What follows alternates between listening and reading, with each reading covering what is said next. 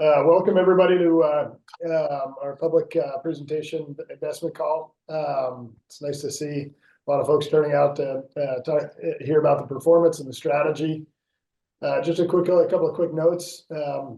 Mike, I'll hand it over to Mike Miller in a minute or two to run through the performance of the broad pools, and then at the end, I've asked Lawrence Miller to present a bit about our Vermont investment portfolio in its activities over the last few months, catch us up on that work. I also want to acknowledge about 8 months ago, actually it's close to a year ago, the VCF board went through some governance changes and formalized the committee structure, moving away from a strict policy governance, and formalizing the responsibility of the investment committee. And I want to welcome Tim Briglin, who's on the VCF board of directors and is currently chairing the investment committee, which is, for those that orient folks for the process, the board adopts the investment policy, the investment committee works with Crucial to implement that, and Crucial sources managers consistent with the policy and strategies, recommends them to the committee, and the committee now formally makes the decisions to follow on with the investments to meet the objectives of the policy and the asset allocations. But really, I want to thank everybody on the call who's a fund holder and a partner of the VCF in whatever form, nonprofit, reserve, endowment, TAF. When you move assets and make a gift and open a fund, become a partner of the VCF, it's not just about the service we provide in terms of investment management, but it's about being part of the community of philanthropy. The work we all do together, the work this organization does, builds an infrastructure that helps align giving year in, year out, but it also helps activate giving, in times of crisis. And as we come into 2024, it's hard not to think back to the events of last summer. The fact that we are managing the resources we manage meant we were in a position to have a team in place to respond as quickly and as effectively to the floods as we did. And that means $13 million of assets raised, more than $9,000 of 9,000 individual gifts processed from all over the country and all over the world, all of which has been either distributed or committed out the door in the course of this succeeding 8 months, really to make a difference among those Vermonters and those Vermont communities who are most directly flooded. So I just want to express my gratitude for not just trusting us with your assets to manage, but being a partner in the activity of philanthropy for the purposes of vital communities. It's as important as ever, if not more important, an effort that we find ways to align philanthropy that strengthens communities and builds communities as we consider the challenges that are out there. And so just thank you for being a partner of the VCF. I'll turn it over to Mike to run through the performance of the pools, and then I'll introduce Lawrence once we've run through that and fielded any questions. Lawrence will talk about our Vermont investment portfolio, which is really the manifestation, the key manifestation of how we pursue impact and mission investing, in addition to the SR pool with the allocation to the Vermont investments. Thank you. Mike, you want to take it away? Sure. Thanks, Dan. Good morning, everyone. It's really, really nice to see you all. I'm going to share my screen, hopefully effectively here. And I assume everyone can see this. Yes, good. Okay. So let's get right down to business, which is to look at the pool returns over time.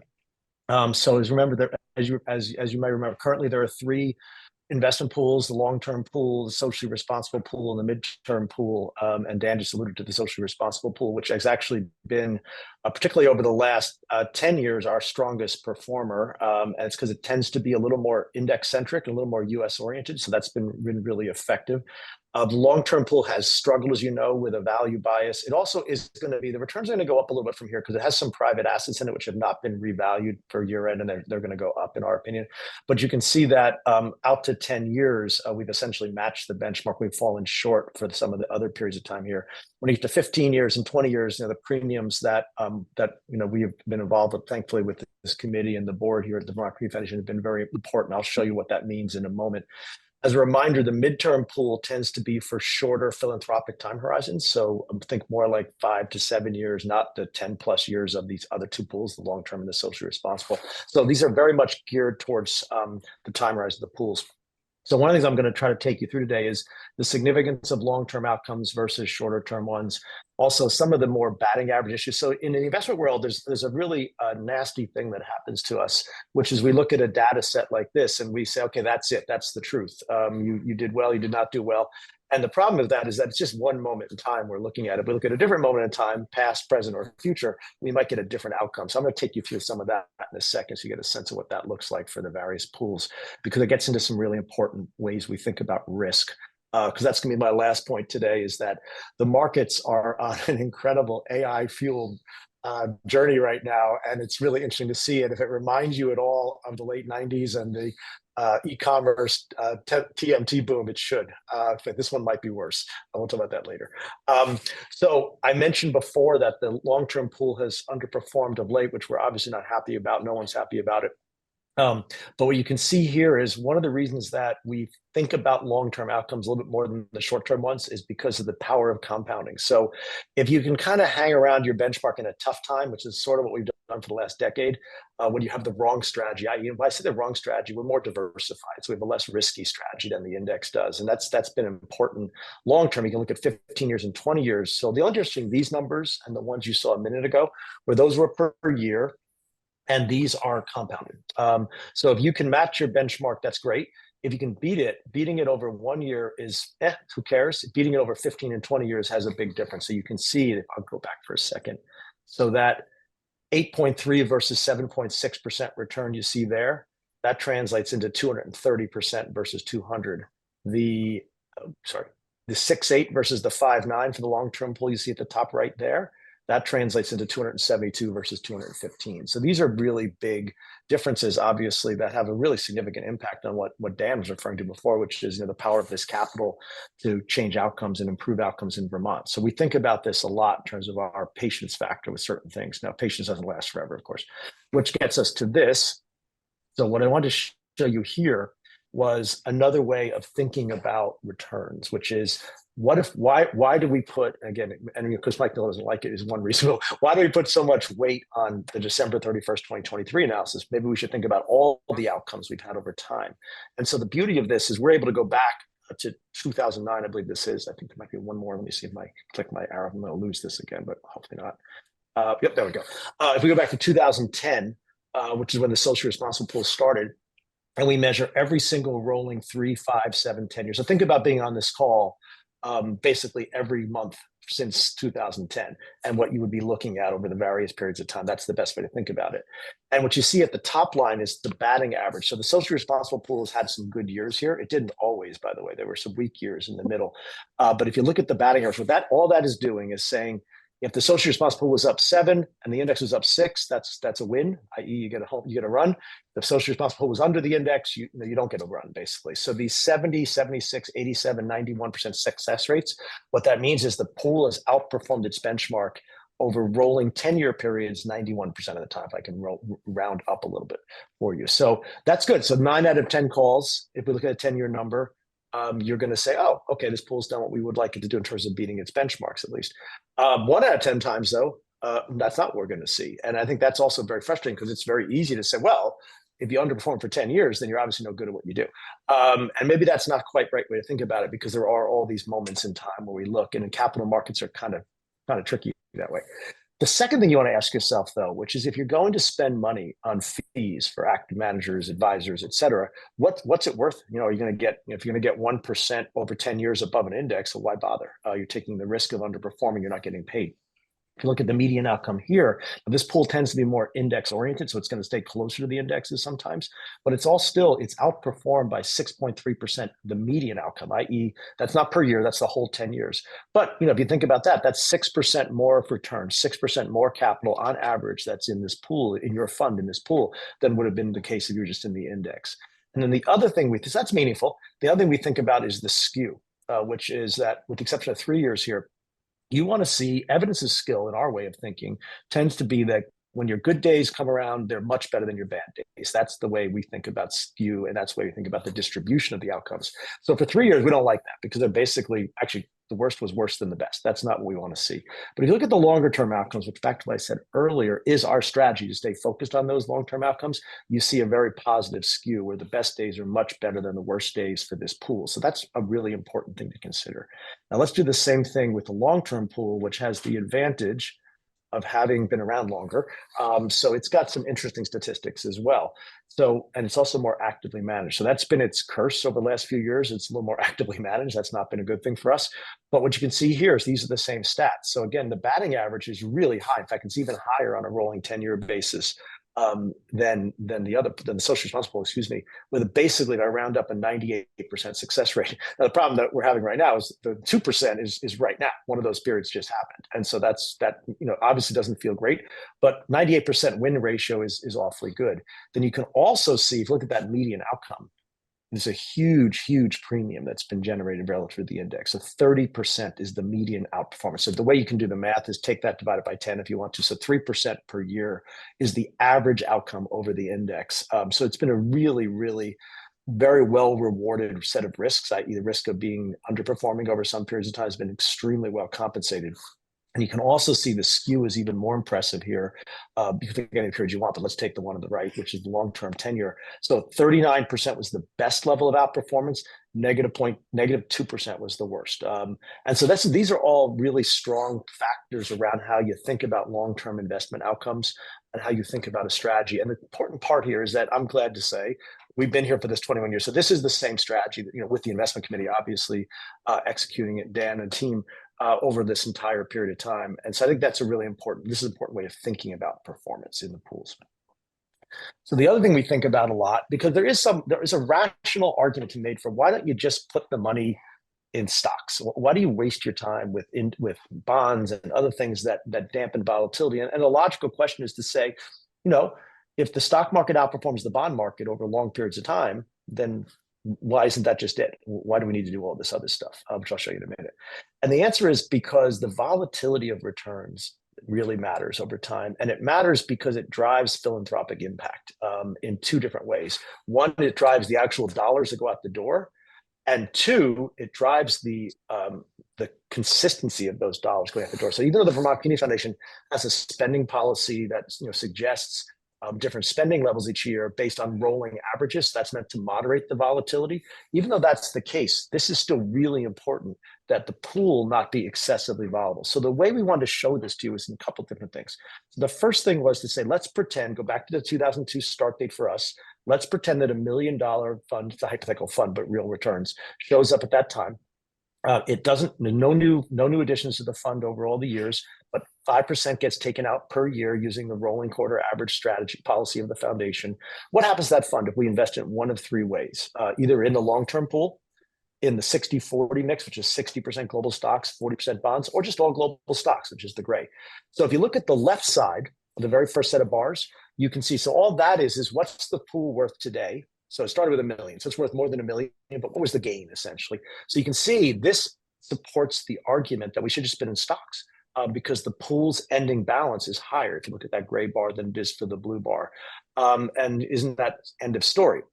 Except for look at the middle set of bars now. What came out of the pool, out of the fund, excuse me, which was more money was spent over time in the VCF pool strategy. And the reason for that, by the way, is because it wasn't as volatile. And I'll show you that in a picture in a minute. So that's kind of interesting. And if you look at the last set of bars, all those are doing is adding the first set of bars to the second set of bars, i.e. what's the change in fund balance, what got taken out, what's the total philanthropic capital that was generated. And it's really kind of hard to see here, but actually the VCF pool is just barely above the global stock strategy. So it's not isn't this obviously better? If you look at it this way, it's basically neutral is the way I would think about it from that one perspective, assuming you don't care about the extra dollars going out the door, which most of us do. But it gets more interesting from there. Take a look at this. This is taking those middle bars. Let me go back one second. These bars in the middle and spacing them out. Look at the pattern of outflows each year. And you can see things like the dip in the beginning. You can see rises and falls. And what's interesting is you can clearly see that gray line is the 100% stock portfolio like we saw before. The blue line is the VCF long-term pool. And you can see that while the VCF pool has had some periods of decline, not too many, but they're generally relatively short, the gray line, which is that all stock index, has been all over the place. And there's a couple of things to think about here. So one is if you look in this middle section, to a little bit to the left around 08, so the VCF pool distributions went from about 62,000 a year down to about 55,000 a year. The all stock portfolio went from a $65,000 annual distribution down to almost 45.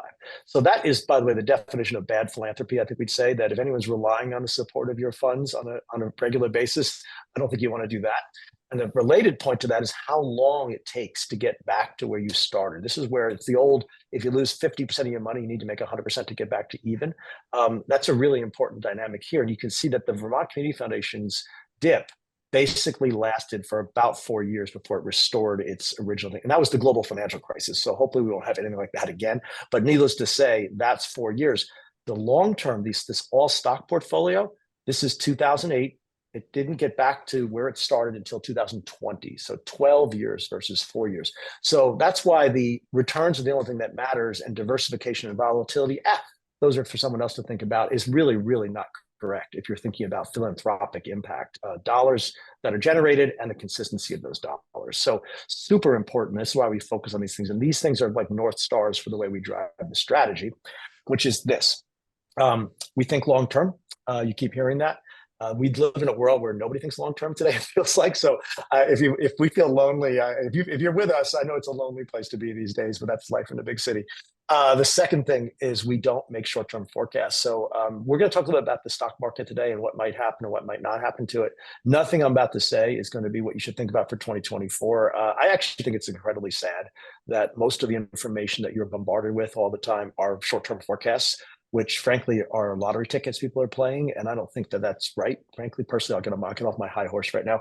But it's really, really problematic because no one has any idea what the market's going to do in the short term. I think that's just the reality of the situation. And the quicker that you accept it and not make the mistake of listening to that ridiculousness, the better off you'll be. The third thing, diversification.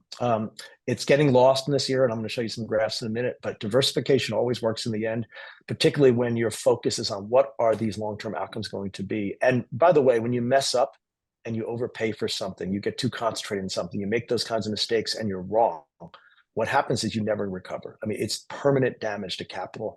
Frankly, at the end of the day, our view, the foundation strategy is built on not letting those risks into the portfolio.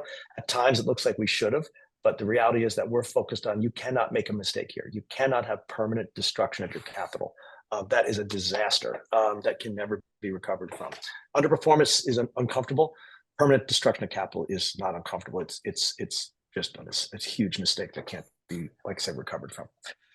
So these are the asset mixes of the three pools, which you can see here. So long-term pool is 60%, give or take, in stocks, 17.5% in bonds, and 17% in alternative assets. The socially responsible pool is a little bit more heavily in stocks, less in alternatives, and more in bonds. And the midterm pool, as I mentioned, has a shorter horizon. So we want to dampen its volatility more. So it's got more in bonds than the other two pools and less in stocks as a result of that. The Vermont investments are always 5%. It's one of the Dan talked about earlier, and I was going to come on. Lawrence got to this later too. It's a wonderful part of the strategy, one of the really incredible, unique value propositions of today for the Community Foundation. This mix is reviewed at least once a year by the committee. It's not changed every year, but it is changed when the committee believes that there are better risk rewards is by shifting capital. When those changes are made, though, just to be clear, they're not made because we have a short-term view of the markets. They're made because we have a long-term view of the markets, which I'll get to in a second. And then last but not least, the portfolios tend to be kept very close to these targets. There's no tactical tilts and, again, crucial in the committee or Dan. We don't wake up and say, oh, this is the time for U.S. companies. And we just throw more money there. We don't do that, as you would have guessed from the strategy I described before. So I'm going to be very quick here. I showed you earlier the Vermont Community Foundation pool has had a lot of outperformance over long periods of time and a very high batting average. So that's a big thing, and we continue to try to work at that. And so there are 4 basic rules that we teach our analysts. So first of all, we like index funds, to be clear. We're a little more nervous about the US ones right now than we normally would be, but we do like index funds. And if you're going to use active managers, you need to get paid to take that risk. And that's something I showed you earlier. But there are 4 rules. Rule 1, returns are always accompanied by risk. So when anyone says, as you all know, hey, there's a great way to make money and there's not much risk, you should run for the exit. So that just doesn't exist in the real world. And the problem with it is, one, someone's either lying to you or they don't understand the risks, or you don't understand the risks, and you don't want to take on risks you don't understand. That can really, really, really hurt. The second thing for us is we must understand the strategy, know the key people, and we don't like complexity. So we build complex portfolios, but they consist of simple strategies. And I think that's a really important part. So we know exactly what's going on in these pools all the time. Third, operational issues. Our marketing finance is an amazing finance team. And on top of that, we have a team of independent people that our operational due diligence team, that makes sure that where we're not taking risk is in operations. So auditors, administrators, all those things that you must have if you want to be a responsible steward of capital. And then last but not least, and this is kind of a big argument, the forward-looking process. So it's really easy to look at a set of returns for a manager, let's say, and say, oh, they've done well, they've done poorly, hire, fire. The problem with that is it ignores the fact that everything is cyclical in this world. And that's how people get in trouble, is they have something do poorly, they get out, it goes back up and they miss that. Something does really well, they get in and it goes down and they catch that. So you got to avoid that. That's a huge way to end up with long-term mediocrity or worse. I'm going to skip right by this. There's a lot of stuff that you have these slides. If you have questions, you can ask. A lot of stuff the Crucial team looks at. The committee gets very long diligence reports, as you might guess. So they're great readers. I appreciate that very much. And then we send them these huge books. So moving on. So the world is getting complicated. And one of the things that's fascinating about it is that we have higher inflation. I know there's been a little fantasy going around the markets for the last few months that inflation has now been whipped and there's no problem anymore. That's the dumbest thing I've ever heard in my life. Inflation is getting there's some structural forces out there that are creating more inflation. It's not going to be crazy 8-9% inflation, but inflation is running higher than it's been in some time. And that's an incredibly important factor because it changes the way central banks act, i.e. free money. The free money era is probably over. And without free money, then companies have to compete and they have to try to get capital. And these things are really happening in the real world. If you haven't had a chance, there's a fascinating article, actually, I think it was in the Wall Street Journal a week or two ago, about a very famous family trying to buy up real estate in San Francisco. And one of the reasons that this is an interesting time is that it's an interesting time to think about. I don't know if you should do it or not do it, but the thing is, you can get these. They think they can get these buildings really cheap because capital is scarce, and when capital is scarce, your returns go up. That's a really important thing to think about. But when capital is scarce, things fail too. And so the era of kind of company CEOs like basically lying and being pulling all kinds of shenanigans, and the market's just buying it hook, line, and sinker. But when there's less money out there, that's just not how things work. So the fascinating thing about all this is, while it's not hard for any of us to see the world as a riskier place, and it's been on so many different levels, even a bunch I didn't even mention a minute ago, the U.S. markets are just moving along as though there's no problem, and it's really interesting to see. I'm going to jump past this one. This is just a very quick, just so you know what this is. It's a quick review of one thing that we find fascinating back to the interest rate issue, which is that for the most part, these blue lines you see, which is the unemployment rate, tend to track pretty well what our U.S. budget deficit is, and that's the red line. And then you see, of course, the COVID era had some significant changes there. But if you look to the far right, as we all know, unemployment's very, very low today in the United States, and the budget deficit keeps getting bigger, which is interesting. And that creates, it's different, is all we're saying. And we wonder what it means. We're not 100% sure we know what it means, but it could mean that interest rates need to be higher. The U.S. government will have higher borrowing costs than it's had in the past because, again, if there's not that much free money and the Federal Reserve's not going to buy the bonds that the U.S. government needs to finance its deficits, what's going to happen? And when unemployment goes up, and we have a really significant recession, how do you deal with the fact that you already had huge budget deficits in the first place? And so it's really, really tricky. And I'm not offering any political answers, of course, but I'm just pointing out these are the facts that we have today. So here's, of course, the thing, which is that the Magnificent Seven, I hear they're changing it into the Terrific Six or the Something Six, because every time it's interesting to me, and I'm not saying anything one way or the other, but it's fascinating how things are called magnificent when they're going up and they're very quickly dismissed when they're not. So the 7 down to 6 is because Tesla is being shown the door because the stock's done terribly for the last 2 years or a year and a half. And so it's really interesting to think about that. And the other thing I find fascinating about it is, I'll tell you what the Magnificent Seven is in a minute. One of the members of the Magnificent Seven is Meta. Or Facebook. And Meta was one of the most hated stocks in the country a year ago. I think the stock was down 70% in 2022, but it's up this year. So therefore it's back and it's magnificent again. So I just think it's fascinating how quickly these things can change. But what you do see here, which is interesting, is what the S&P 500 has done since 2020, which is basically kind of gained 58%. That's the 100 to 158. The Magnificent Seven, which is Apple, Amazon, Alphabet, i.e. Google, Meta, Microsoft, NVIDIA, and Tesla, are up. Basically, they've almost tripled and more than tripled in price, almost tripled in price. They're up $100 turned into $385. I guess that's almost tripling, more than tripling, excuse me. And so, what a huge, huge run this has been for these companies. And it's getting us back to, I'm going to skip ahead and go back for a second. It's getting us back to something which is really interesting, which is that the markets and the way indexes work is the bigger the company, the bigger the weight in the index. So this goes back and looks from 1990 at what the top 5 names were in the index. And so again, 5 names, whatever the biggest 5 are, that's it. And how big do they get? It's kind of interesting. In 1999, which was the bubble I referred to earlier, the TMT bubble, the top 5 names got to about 18% of the index. And that was Cisco, IBM, Microsoft was there, by the way, Intel, I believe in General Electric, ExxonMobil might have been in that group too. And so that's what happened. Of course, what happened next was those stocks were miserable performers. And now here we are today. And, the top 5 have an incredible level of dominance in this index today. And I think this picture just really shows you how important this is in terms of concentration. And the bad news is, the bad news is, for a second here. The bad news is that once you get to the pinnacle, it's like when you take the chairlift to the top of the mountain, what do you do next? Do you go higher or do you go down the mountain?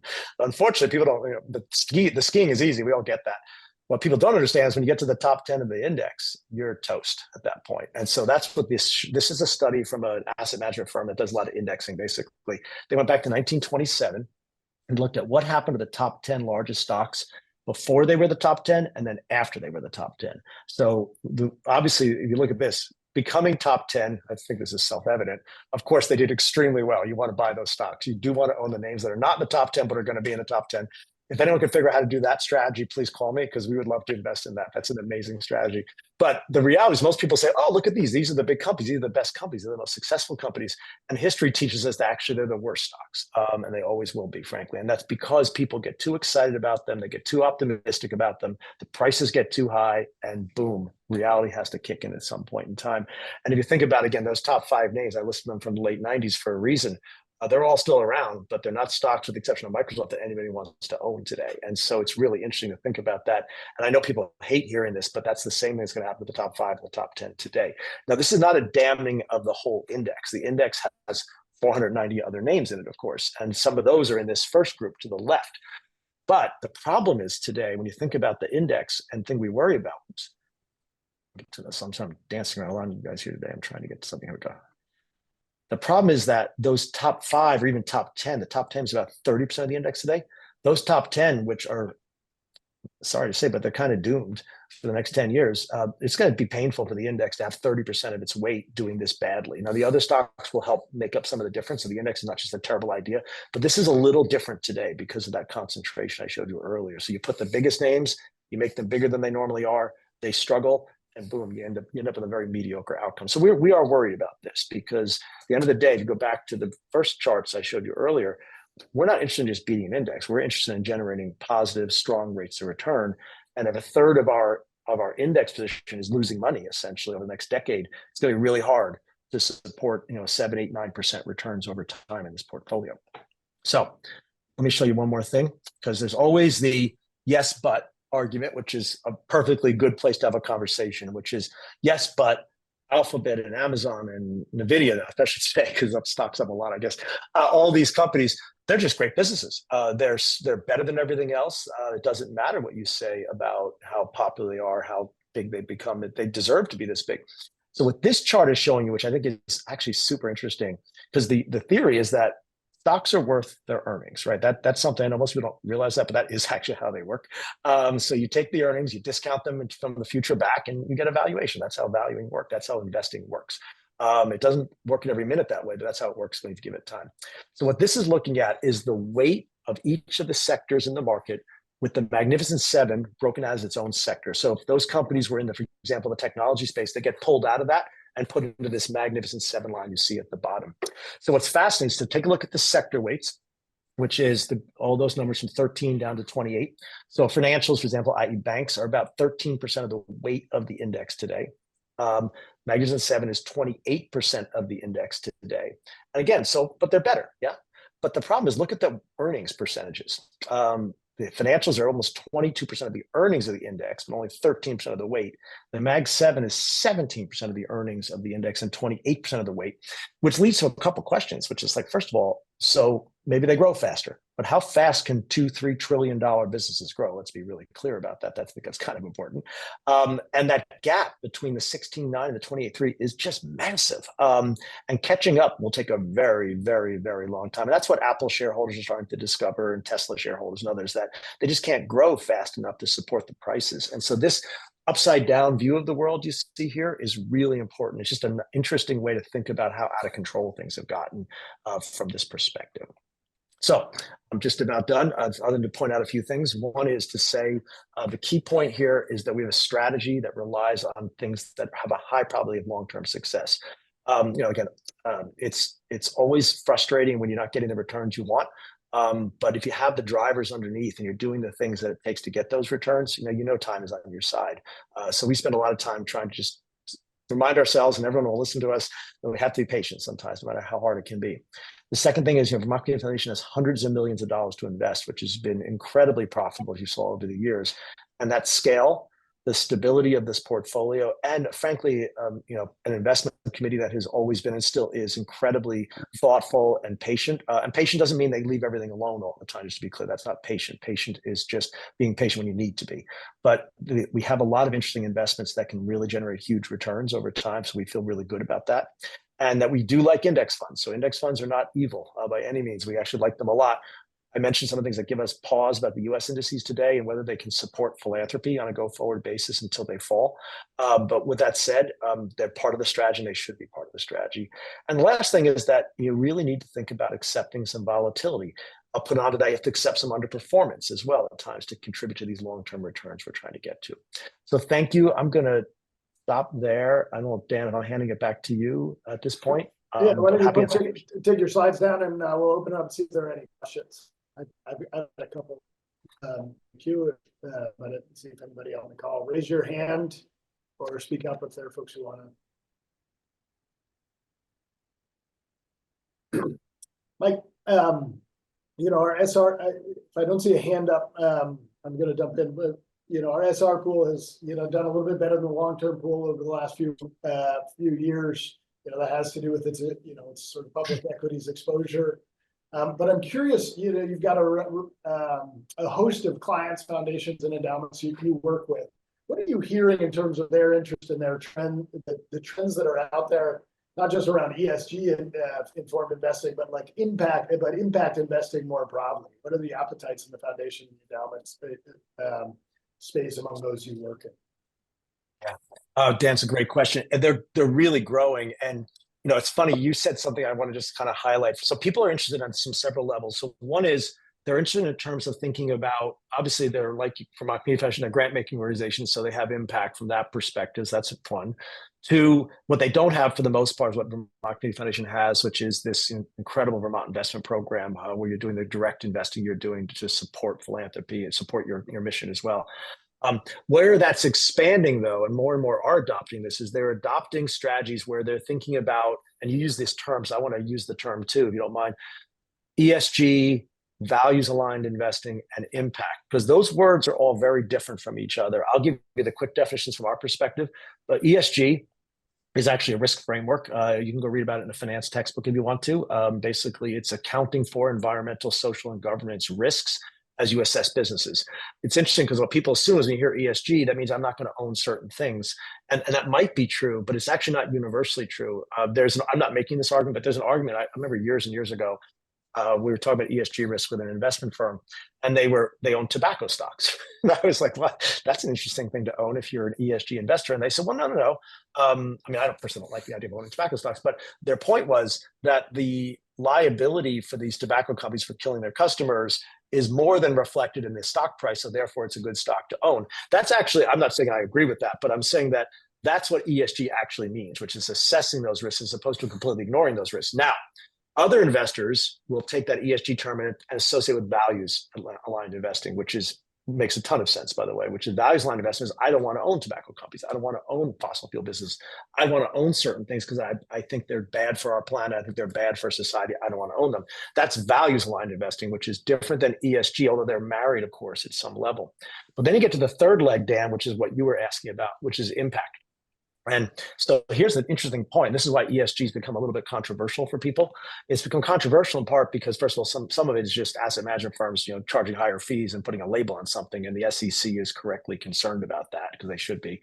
But more importantly, what is the impact you have if you don't own whatever company you don't like? Are you changing their cost of capital? Are you actually doing anything? Is your capital doing anything? So what our clients are starting to do more and more is be interested in actual impact. Like, can we change the way companies behave through our managers, through our shareholder activism, et cetera? And that's how I think you marry these concepts back together. And we see a lot of people really interested in that. And it's coming around two things. It's coming around climate, of course, and climate justice. It's coming around equity in our society, which gets expressed by thinking about diversity of investment teams, diversity of boards, diversity of management teams. It also comes crucial as the leader in finding diverse managers, diverse owned managers in the country. And so a lot of our clients are very focused on that as another area where they can have impact and better returns. And I think at the end of the day, the way this ties together so really neatly from our perspective is that all of these things come together and are actually self-reinforcing. You have a diverse set of people making investment decisions, you get better outcomes. You think about risks holistically and you have better outcomes. And here's my favorite one, which we've only started to see more of more recently. What about the companies that are, quote unquote, perceived as bad actors today, but are trying to change and trying to be better corporate citizens? They might be priced for all these terrible risks, but there are actually some firms out there right now who are activists and are trying to change these companies, talking to boards, talking to management teams, seeing tangible change occur, which is not in the stock price. It's kind of the opposite of the ESG thing before. I said, well, tobacco might be a good investment because you don't have the liabilities priced right. Well, what about the companies that are priced because they're bad businesses, but are going to become good businesses from a corporate, from a ESG perspective? That's another place where you get this self-reinforcing idea of higher returns because you're thinking of things this holistic way and because they all tie back to impact, whether it be higher dollars for grant making, whether it be changing companies. So that's what we're seeing, Dan, is this really big push. And we're desperately trying to keep up with it because it's such a fascinating idea and its time has come. Just one other observation related to the long-term distributions from the assets managed by the VCF across these pools. Last year at our annual meeting in June, I shared that the cumulative grant total since inception at the VCF was $391 million, and our assets under management were about $360 million. So we had cumulative grant making had eclipsed the assets under management. You layer in the $45 million, $44 million of grants and distributions from managed assets of the Community Foundation that occurred in 2023, and the growth of the assets in the market and through gifts and partnerships, and the generous folks who are working with us, many of whom are on the call. Yeah, you'll see that number went up to $435 million of total grants on about $410 million of assets under management. What that says to me is just that it speaks to the value of the long-term management lens and the consistency of the distributions over time, and that there's a sort of illiquid community benefit balance to which our grants and distributions go to nonprofit organizations in our state that continues to grow based on the sustained performance in good markets and in tough markets through a long-term lens. So I just want to call out that it's a big moment for a foundation when the cumulative distributions over time eclipse the total assets under management. So we're celebrating with the partners on the call. Any other questions? Any questions for Mike other than he and I can get together anytime. Tom Smith has a question. I have a question, Dan. Mike, last year you thought that the market was severely oversold. And what strategy did you use in the past year to invest new money? Oh, good question. We did think the markets were in a state of panic, so we didn't know that the market would come back this year. I'm sticking to my point, which is we don't know these things. We thought there was a decent chance, though. To answer your question, all we did, Tom, was we stuck to the strategy, which is maintain our equity exposure at the targets the committee had set for them. rebalanced into that wherever when we had cash to put to work, and just stuck to the strategy. But nothing heroic. We didn't go out and say, well, the market's oversold. Let's put 10 more percentage points of capital into equities because we know what's going to happen next. We don't know that. But if we stick to the strategy, that's all we do. And that always, we don't get the perfect outcome, but we get very good outcomes from just doing that. Thanks, Tom. No relation. Other questions for Mike? I do want to give Lawrence a few minutes to share an update on the Vermont investment portfolio. If there aren't other questions for Mike. I asked about the impact, investment piece. I'm just making sure no other hands pop up and nobody's waiting, but I don't see it. I asked Mike about the impact investment and the changing, evolving landscape of that, because it's increasingly important for us. What we're seeing and hearing from fund holders and prospects is that question around both values alignment and impact, and how it's reflected. It's in our overall strategies. We have had the SR pool, the socially responsible pool. It goes as an option for fund holders going back 12 or so years, which incorporates a mix of ESG considerations as some reflection of the UN Sustainable Development Goals and reflections of our own strategies for community impact. But probably the centerpiece of our impact investment strategy is really tied to our commitment to the vibrancy and vitality of Vermont communities. And it's a commitment the board made 22 years ago to allocate 5% of all invested assets to a Vermont portfolio for the pursuit of our mission. It's actually continues to be unique in the community foundation and place-based foundation space as a mechanism for capitalizing a mission investment pool. Continues to lead the field. We feel we take inquiries around our approach and policy from all over the country, from states as big as Oregon to foundations as small as those in central Minnesota. People think about the value of the impact that invested assets can have in the communities, particularly in rural communities, as they navigate really complicated economic and social dynamics. We're fortunate that as our assets have grown, that 5% has grown. We've stayed committed to the strategy. We welcomed about a year and a half ago Lawrence Miller, who's a former Secretary of Commerce for the state, an entrepreneur and business leader in his own right, on as a senior advisor for mission investment to help us implement the strategy and effectuate our objectives. So he's been doing a great job sort of managing and stewarding the portfolio and thinking about where we can take it from here. But I invited Lawrence on the call to share some of the highlights of that portfolio, looking at where it stands right now.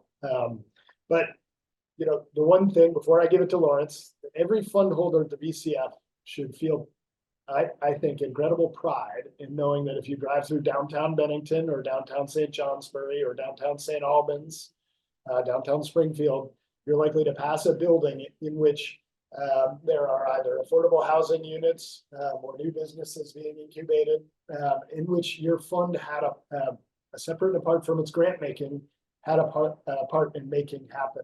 That's true of new businesses created. You ordered high mowing seeds for your spring planting. Your fund has an investment in high mowing seed, not just because it's an organic seed grower, but because it's also the largest private employer in 4 towns, gateway to the Northeast Kingdom. So your philanthropic fund is also creating jobs and helping revitalize downtown, create people and homes, and strengthening our communities before it even gets to the grant making that's generated. That's something I think is incredibly, it's something worth being proud of.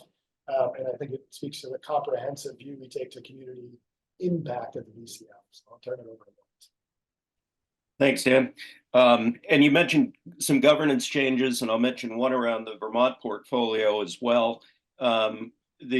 Previously, this was managed with the advice of a small subcommittee of the investment committee. And last year, we evolved that to the Vermont Portfolio Committee being its own committee of the board.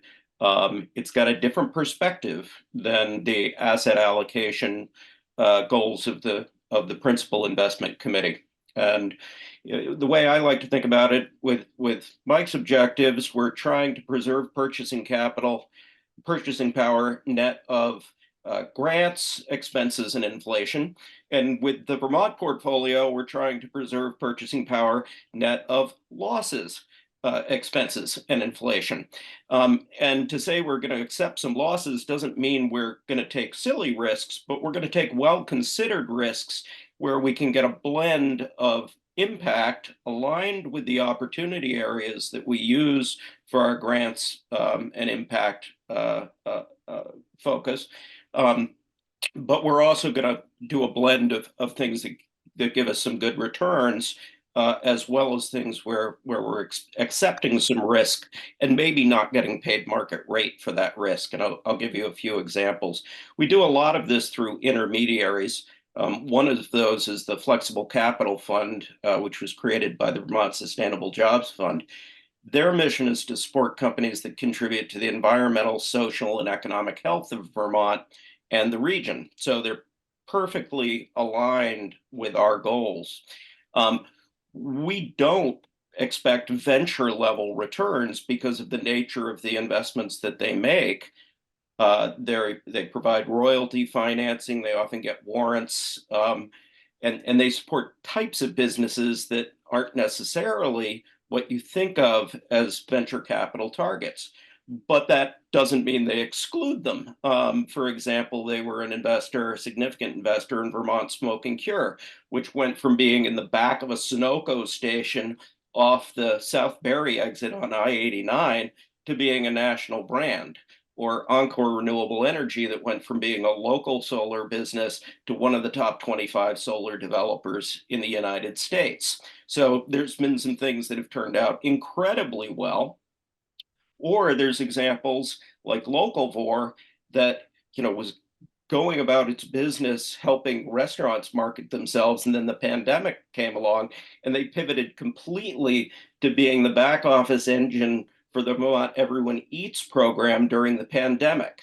And so we got this incredible impact for serving Vermonters, even while the business went sideways for a while in terms of growth. We were an anchor investor in the first iteration of the Flexible Capital Fund. That was originally conceived as closed end. They got CDFI status, so we got the benefit of a lot of federal match of our investment. And now they're raising Fund 2, and that'll turn it into an evergreen fund. And we've made a significant commitment to that. And we expect that to close or middle of this year. And they'll start investing again. Another couple of examples of where we're participating more directly. If you've been up through Hardwick and gone west in Route 15, you'll have passed a big yellow barn. So this is called the Yellow Barn Project, and it's both rehabilitating that barn and building a large incubator space for food businesses. Hardwick is really developed as a center of food entrepreneurship in Vermont. This is a very risky project, very complicated, involving new market tax credits and other tools that created a really challenging capital stack.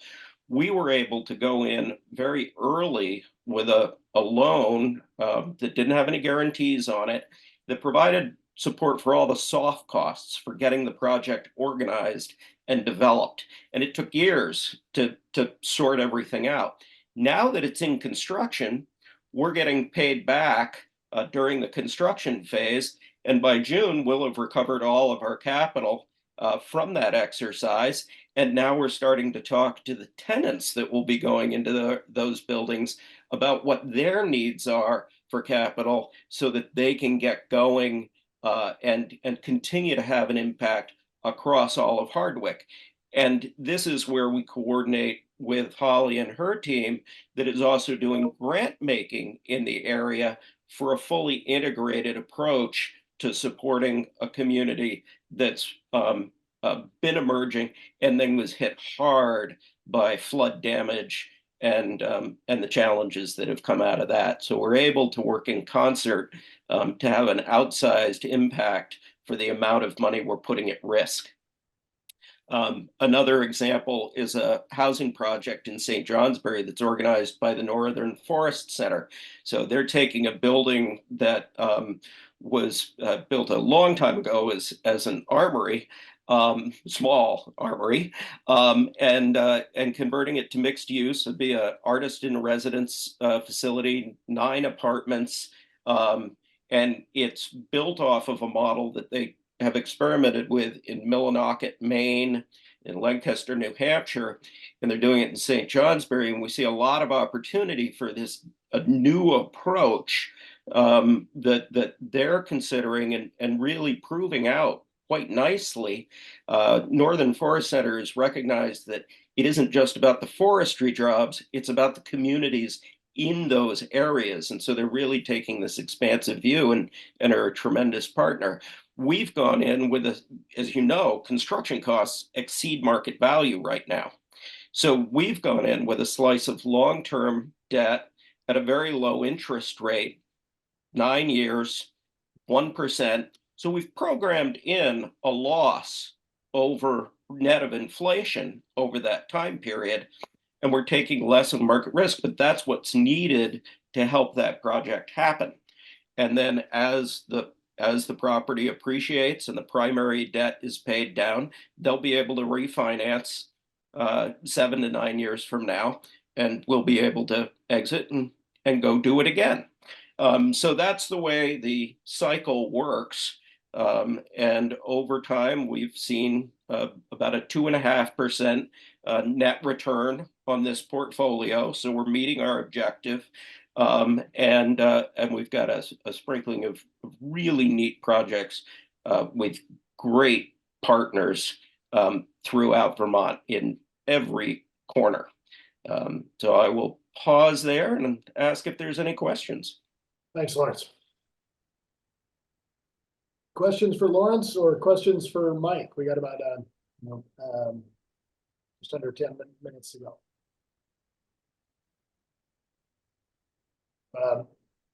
Light bulbs go off. The meeting is recorded, so we posted on our website. Light bulbs go off or questions arise. Please don't hesitate to cogitate.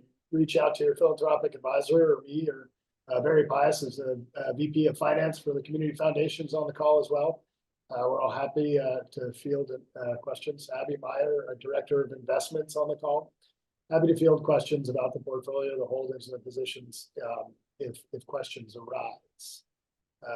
There was one question. I think Lawrence got to it, but the question was, how are we allocating into Vermont securities if there are only 7 publicly traded companies in Vermont?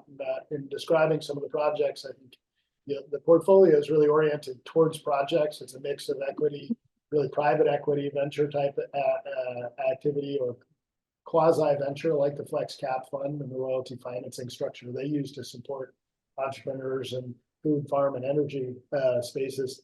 And then fixed income instruments and project participation with loans and partners like the Vermont Land Trust, and we're invested in their farmland succession strategies. And VHFA, Vermont Housing and Finance Agency, we helped seed what has become a large Vermont housing investment fund that the Vermont Housing Finance Agency manages. So charitable funds are active in many of the affordable housing projects other than ones we're directly invested in across the state. I think it's also important to recognize that we don't look to the Vermont portfolio for liquidity. The liquidity comes from our major pool assets. And it's a little bit of a Hotel California. We don't rebalance out of the Vermont pool if it gets above 5%. These are long-term holds. And we really are not expecting that part of our portfolio to provide cash on a time-sensitive basis. Thanks, Lawrence. Okay. I think I'll close if there aren't any other questions. I look around the stream and I just want to again reiterate my gratitude. Right, this isn't just a transactional foundation, a place to hold philanthropic resources. It's an engine for community impact using both assets that are managed in a diverse strategy with partners in New York and around the world. And it's assets that are invested actively in the community, that, all of which are generating grants that support Vermonters in need, conservation, arts, culture, social cohesion. I'm just grateful for everybody on the call who's a partner with the VCF and for the team at the VCF who help put these resources to work. I'm in this job because I care about the place I grew up.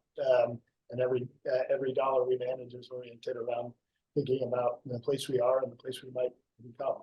So I am grateful for your partnership. Thank you.